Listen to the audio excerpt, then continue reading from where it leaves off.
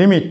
দেখো তোমাদের যারা বিকম 5th সেমিস্টার করছো তাদের তোমাদের ক্যালকুলাস যে আছে বা অ্যাডভান্স বিজনেস ম্যাথামেটিক্স আছে, ওর যে ক্যালকুলাস পোর্শন আছে সেই ক্যালকুলাস পোর্শনের সেকেন্ড চ্যাপ্টারটা হচ্ছে লিমিট। সেই লিমিট আমি করাচ্ছিলাম।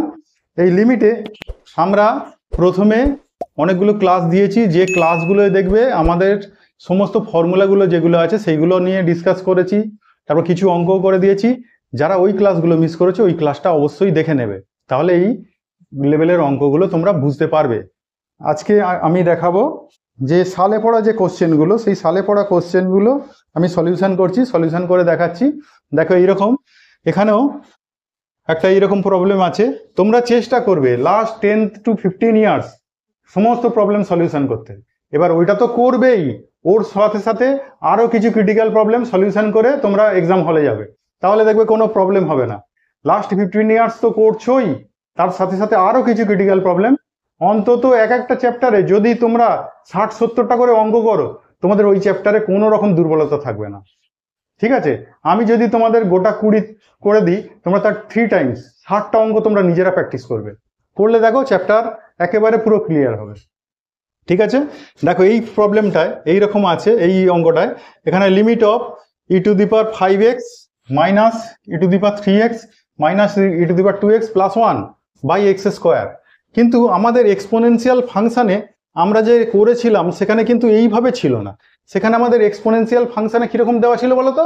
দেখো আমাদের লক্ষ্য হচ্ছে আমাদের এক্সপোনেনশিয়াল ফাংশানে আমাদের দেওয়া ছিল e⁵ minus 1 by x, x tends to যদি 0 হয় তাহলে এই লিমিটটার মান কত? 1। এটা আমাদের রেজাল্ট, মানে এইখানে আমাদের নিয়ে যেতে হবে। তাহলে এইখানে তো এই ফর্মে নেই, তাহলে ওই ফর্মে যদি আমি নিয়ে যেতে চাই তাহলে একে আমাদের ওইটার মতো করে সাজাতে হবে। তাহলে ওইটার মতো করে সাজালে প্রথমে কি করব দেখো, আমরা কি করব, এই যে লিমিট, আমরা একটা কাজ করি না, এই দুটো যে আছে না এখানে দেখো, এই দুটো আর এই দুটো, এখান থেকে আমরা সেই মিডিল টার্ম ফর্মে এটা পড়ে আছে।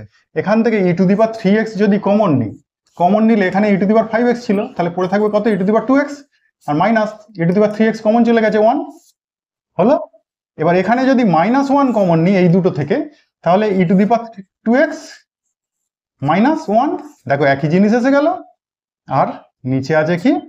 এক্স এর স্কোয়ার। এইবারে যখন আমরা মান বসাচ্ছি না, এক্স টেন্স টু 0 দিয়ে যাবে, লিমিটও দিয়ে যাবে। এরপরে আমরা যদি এখান থেকে এটা কমন নিয়ে নিই, দেখো কি হচ্ছে, e⁵ মাইনাস, আচ্ছা e⁵ মাইনাস 1 এটাকে কমন নিচ্ছি। e⁵ মাইনাস 1 যদি কমন নিই, কমন নিলে এখানে পড়ে থাকছে কত? e⁵, এখানে পড়ে থাকছে কত? 1 বাই কি? এক্স এর square, x tends to 0, limit of. এবার এখানে আমরা যদি করি, এইখানে দেখবে e⁵ মাইনাস 1 এটা বাই এক্স একবার করলাম, আবার লিমিটে যদি ইনটু করি না, ইনটু করলে আমাদের লিমিটটা দুজনকেই দেবো, এক্স টেন্স টু 0, আবার এখানেও লিমিট দিয়ে দেবো, limit of e⁵ minus 1 by x, x tends to 0, limit আর এক্স টেন্স টু 0 দুজনকেই দিলাম। আর এক্স এক্স ইন্টু করলে কত? X square. তাহলে এক্সটা একবার একেও দিয়েছি, একেও দিয়েছি, মধ্যে কি করেছি? ইন্টু করেছি। আর মধ্যে যে ইন্টুটা করেছি তাতে লিমিটটা দুজনকেই দিয়ে দিয়েছি, প্রথমটাকেও লিমিট দিয়েছি, দ্বিতীয় ফাংশনটাকেও লিমিট দিয়েছি। ক্লিয়ার? এইবারে দেখো এটা থেকে আমরা যখন সলিউশনে যাব, আমাদের এখানে ই এর পাওয়ারে কত আছে? 2x, তাহলে এখানে কত আনতে হবে? 2x আনতে হবে। এখানে ই এর পাওয়ারে কত আছে? 3x, এখানেও কত আনতে হবে? 3x আনতে হবে।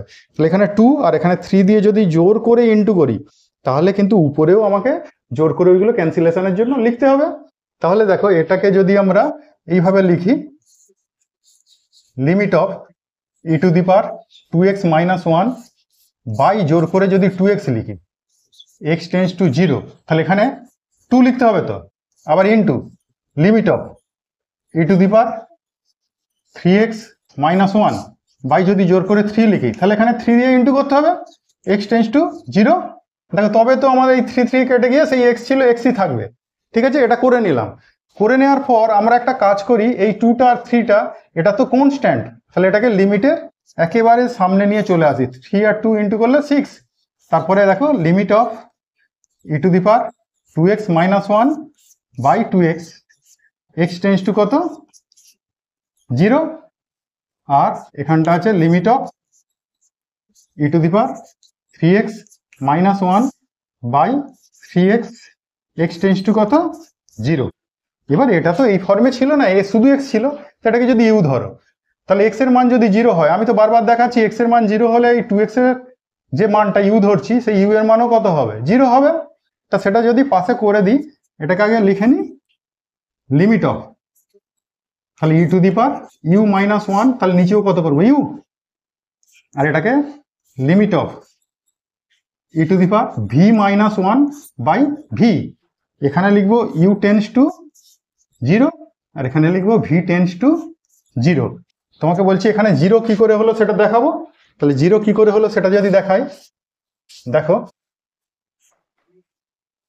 আমরা ধরেছি কি late you equals to 2x, তাহলে ইউ ইকুয়ালস টু যখন x এর মান 0 হবে, যেখানে x ইকুয়ালস টু কত 0, তাহলে ইউ ইকুয়ালস টু কত হয়ে যাবে 0 হয়ে যাবে, সেই জন্য ইউ টেন্স টু কত লিখেছি 0 লিখেছি, ঠিক আছে। আবার late V equals to 3x, তাহলে x ইকুয়ালস টু যদি 0 হয় তাহলে ভি ইকুয়ালস টু কত হবে 3 into 0 that is equals to 0, দেখো সেটাই আমরা লিখেছি। তাহলে ওইগুলোকে আমরা ইউ আর ভি ফর্মে নিয়ে গেলাম।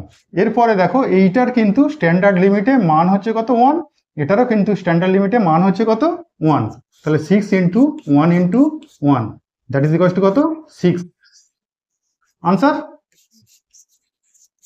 তাহলে আমাদের এই যে এই ফর্মে কিন্তু আনতে হলো, এই ফর্মে আনার জন্য এত কিছু করা হলো, করে আমরা স্ট্যান্ডার্ড লিমিটে যে সমস্ত মানগুলো দেওয়া আছে সেই স্ট্যান্ডার্ড লিমিট ফর্মে নিয়ে গেলাম, নিয়ে গিয়ে তারপরে কিন্তু মানটা পুট করলাম। এই কাজটা কিন্তু করতে হবে, এটাকে স্ট্যান্ডার্ড লিমিট ফর্মে কিন্তু তোমাকে সাজাতে হবে। ওই ফর্মুলার মতো করে ফর্মুলাটা লিখে দিয়েছিলাম, যে ওই ফর্মুলার মতো করে যদি একবার সাজাতে পারো ব্যাস মান পুট করে দেবে, তাহলেই তো হয়ে গেল। তাহলে বোঝা গেল।